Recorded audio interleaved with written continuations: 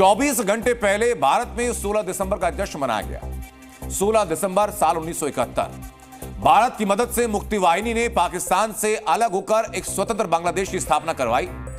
लेकिन साल 2024 के 16 दिसंबर को बांग्लादेश ने एंटी इंडिया एजेंडे का इस्तेमाल किया और इस एजेंडे को आगे बढ़ाने के लिए बलि चढ़ाए गए बांग्लादेशी हिंदू।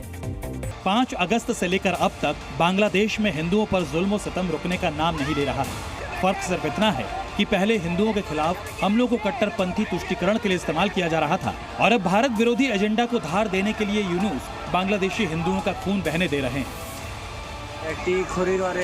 बांग्लादेश के पंचगढ़ में कट्टरपंथियों ने हिंदू बस्ती में आग लगा दी और बस्ती में मौजूद सभी घरों को जलाकर राख कर दिया। पंचगढ़ वही जगह है जहां से तख्ता पलट के बाद हिंदुओं के खिलाफ हिंसा का दौर शुरू हुआ था और अब तक नफरत की लहर बह रही है, जो बताती है कि हिंदुओं के मुद्दे पर यूनुस सरकार के आश्वासन सिर्फ कागजी। असल में यूनुस सरकार ने हिंदुओं को निशाना बनाने की छूट दे रखी है। नम आंखों के साथ हाथ जोड़कर अपनी बेटी के लिए गुहार लगाता ये पिता एक बांग्लादेशी हिंदू है। ये परिवार बांग्लादेश के ब्राह्मण बरिया में रहता है, लेकिन परिवार की बेटी ज्योति को मोहम्मद जुनैद नाम का एक कट्टरपंथी उठाकर ले गया। परिवार ने पुलिस से गुहार लगाई तो स्थानीय पुलिस ने केस दर्ज करने से इनकार कर दिया। मोहम्मद यूनुस का निरंकुश और निर्मम सिस्टम बांग्लादेशी हिंदुओं की मदद नहीं करता। इसी वजह से पिता ने एक वीडियो मैसेज के जरिए अपनी अपील को दुनिया तक पहुंचाने की कोशिश की। ये बांग्लादेश के चटगांव का श्री मां चंडी मंदिर। 16 दिसंबर की रात कट्टरपंथी इस मंदिर के अंदर भी घुसे। मंदिर के बाहरी परिसर में तोड़फोड़ की गई, कुछ मूर्तियों को खंडित किया गया। मंदिर की दान पेटी तक कट्टरपंथी चुरा कर ले गए और तो और मंदिर की घंटियां भी कट्टरपंथियों ने चुरा ली।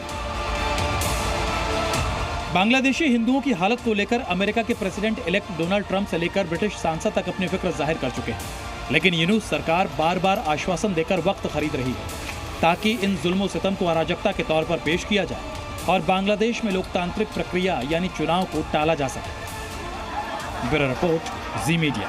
तो बांग्लादेश का कट्टरपंथी सिस्टम अब खुल करके हिंदू हितों और उनकी आवाज उठाने वालों को निशाना बना रहा है। जिसको निशाना बनाया जा रहा है, ऐसा एक चेहरा है चिन्मय कृष्णदास प्रभु। इस्कॉन के चिन्मय कृष्णदास की गैर कानूनी गिरफ्तारी को आज 20 दिन से ज्यादा का वक्त बीत चुका है, लेकिन चिन्मय कृष्णदास प्रभु की जमानत पर अब तक सुनवाई नहीं हो पाई। चिन्मय कृष्णदास के खिलाफ शिकायत बांग्लादेश के फ्लैग रूल के उल्लंघन को लेकर की गई, जिसमें उन्हें 5000 टके का जुर्माना अदा करना था। लेकिन ढाका कोर्ट जाते जाते इस शिकायत में सेक्शन 150 यानी देशद्रोह का केस जोड़ दिया गया, जिसकी सजा बांग्लादेश के कानून के हिसाब से मौत तक की हो सकती है। चिन्मय कृष्णदास के वकील ने जी न्यूज को एक्सक्लूसिव बातचीत में बताया कि जेल में चिन्मय कृष्णदास की तबीयत खराब हो चुकी है। वकील को जान से मारने की धमकियां मिल रही हैं, लेकिन चिन्मय कृष्णदास ने कहा कि वो पीछे नहीं हटे। The junior lawyers belonging to prosecution, they are threatening me not to appear in the court.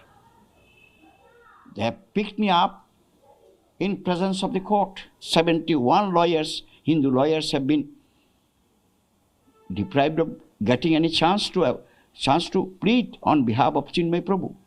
A criminal case has been started against them, and some of them have been beaten mercilessly, and their chambers were demolished.